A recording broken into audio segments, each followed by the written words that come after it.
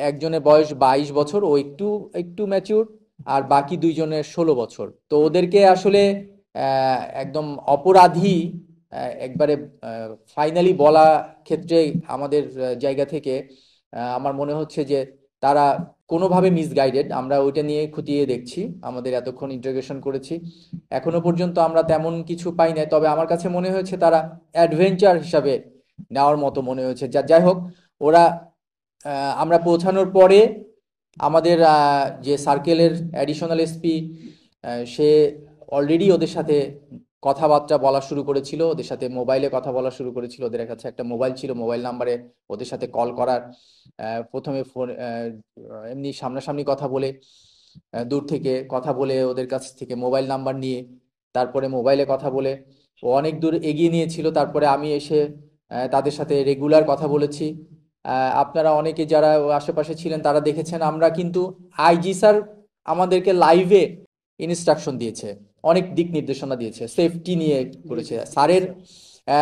এবং আমাদের রেঞ্জের ডিআইজি স্যার, সে উনি ফিজিক্যালি এখানে উপস্থিত হয়েছেন, অ্যাডিশনাল ডিআইজি। ব্যাপকভাবে আমরা অ্যালার্ট ছিলাম যেন এই এলাকায় জনসাধারণের এবং জনগণের নিরাপত্তায় কোনো রকমের ব্যাঘাত না ঘটে এবং কারো যেন জীবনের ঝুঁকি এবং হুমকি যেন না আসে। তো আমাদেরকে আইজি স্যার সরাসরি লাইভে একটাই দিক নির্দেশনা দিয়েছে, একটাই ইনস্ট্রাকশন দিয়েছে, সেটাই আমরা পালন করার চেষ্টা করেছি।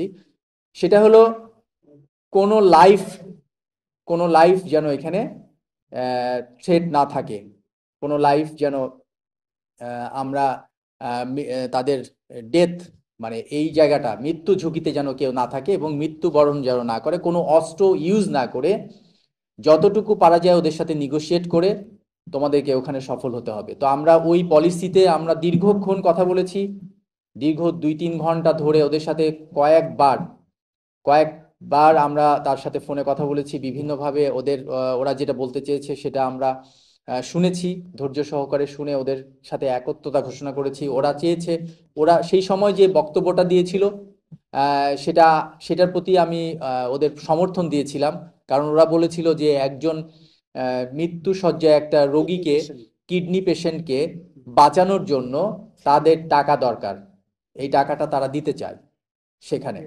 তো ওইটা জন্য আমরা বললাম, ওকে, আমরা তোমরা যে টাকাটা নিয়েছো বা নিতে চাও এখান থেকে নিয়ে আমরা পৌঁছাই দিব, তারপরে তোমরা নিজেদের ঝুঁকি নিবা না, জীবনের ঝুঁকি নিবা না, এবং আমাদের এখানে যাদেরকে তোমরা জিম্মি করেছো, যে সাধারণ মানুষ যারা এখানে জিম্মি হয়েছে তাদেরও যেন কোনো রকমের ক্ষতি সাধন না করা হয়। তো ওরা কথা দিয়েছে, আমাদেরকে ফোনে কথা দেওয়ার পরে আমরা তাদেরকে অ্যাপ্রিসিয়েট করেছি।